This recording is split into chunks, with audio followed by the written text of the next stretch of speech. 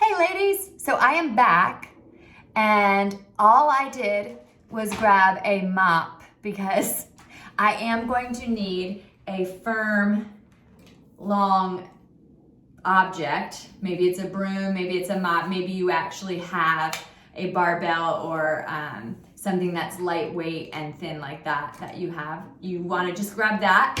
Other than that, all you need is yourself. Like I said, you're going to see me doing this purposely, not in my workout clothes, so that you can do your assessments however is comfortable for you. So I'm going to walk you right through. If you open the document, you're going to see the assessments, and they should be in this order. You don't have to do them in this order.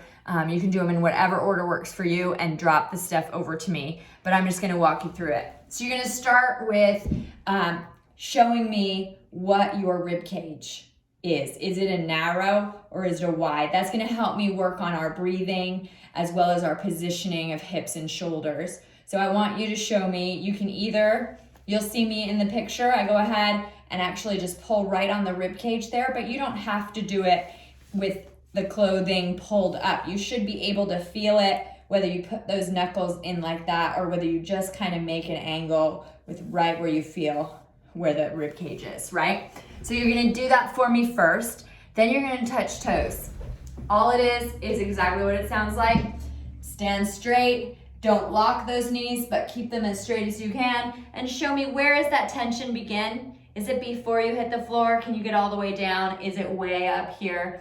I wanna see what your back looks like. I wanna see if you can touch the floor. So that's all that one is.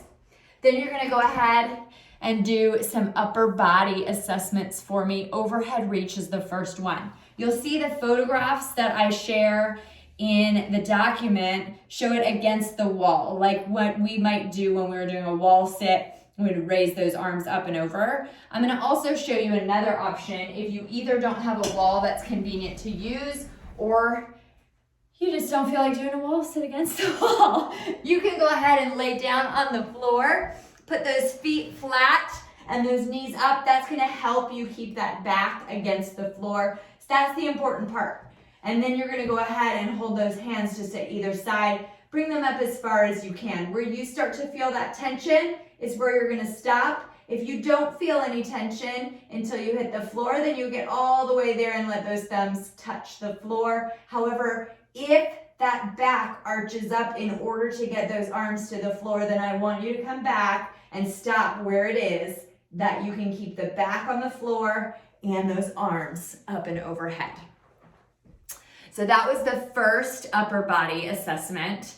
Then we're gonna also check out those shoulders with what's called the Apley's test. So you're gonna take each arm and reach behind your body toward your shoulder blade on the opposite side. Then you're gonna reach up and over toward your shoulder blade on the opposite side. The photographs I need for this will be from the back so I can see where that arm goes. And you'll do two for the right, one low and one high. And then you'll do two photographs for the left, one low and one high.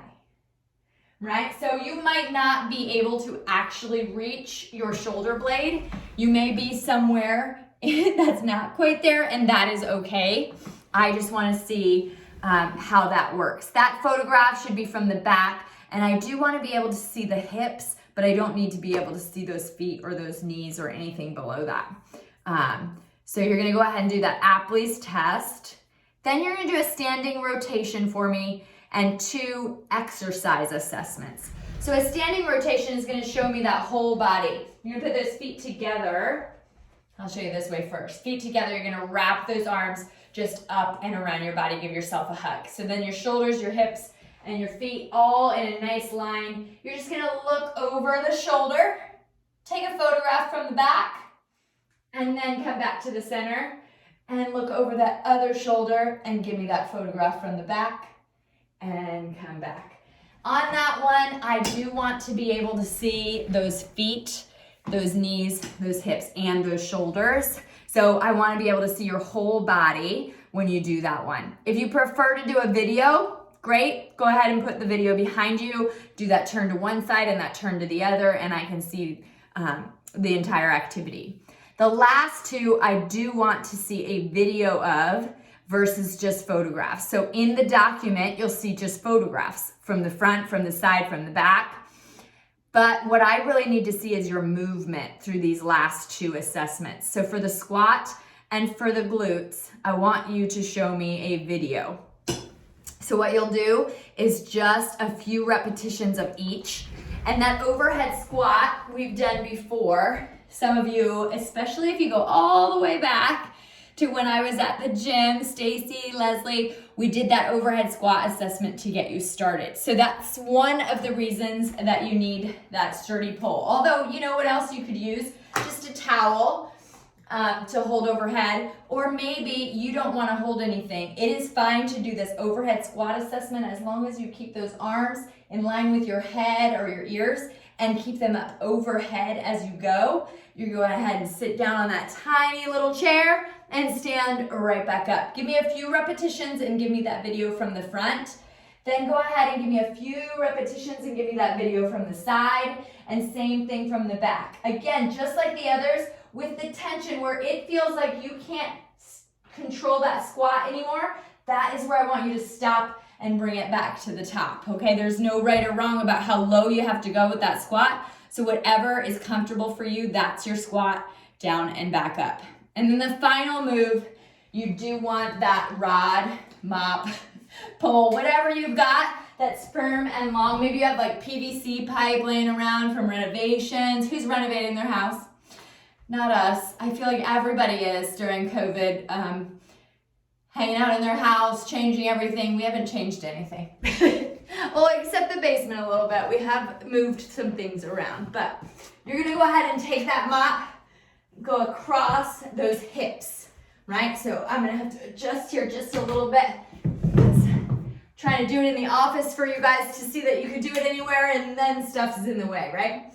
You're gonna go ahead and go across those hips, push those feet into the floor. You want those legs to be kind of as wide as your hips. You don't need to be way out with those legs or way in. I mean, you're gonna put them about in line with your hips and lift up. And then this is just gonna help me understand what's happening with those glutes. Once you get to the top, I want you to lift that right leg just a few times. Up and back down, up and back down. And then go ahead and do the same thing on the left.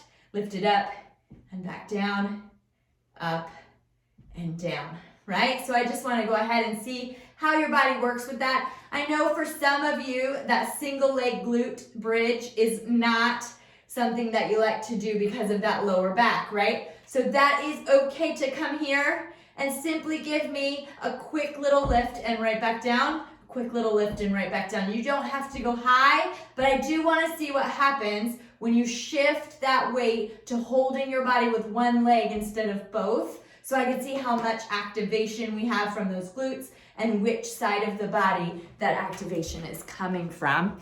And that's gonna help me understand how hard I should push you. No, that's just gonna help me understand something about how much focus I should give to what I believe will be part of what everybody's body is struggling with. We sit a lot and our glutes turn off, and then that affects our hips and our back, our feet and our knees. It even affects our shoulders as far as how we orient in our everyday activity. So anyway, that's it. That's all the assessments. I just wanted to walk you through them in case you, like me, are a kinesthetic learner, that you want to see it and do it in order to feel how to do it. If you go through these and you have questions, please reach out to me. I am here to answer and help you put this together, because I absolutely 1000% appreciate you guys being able to help me pull this together,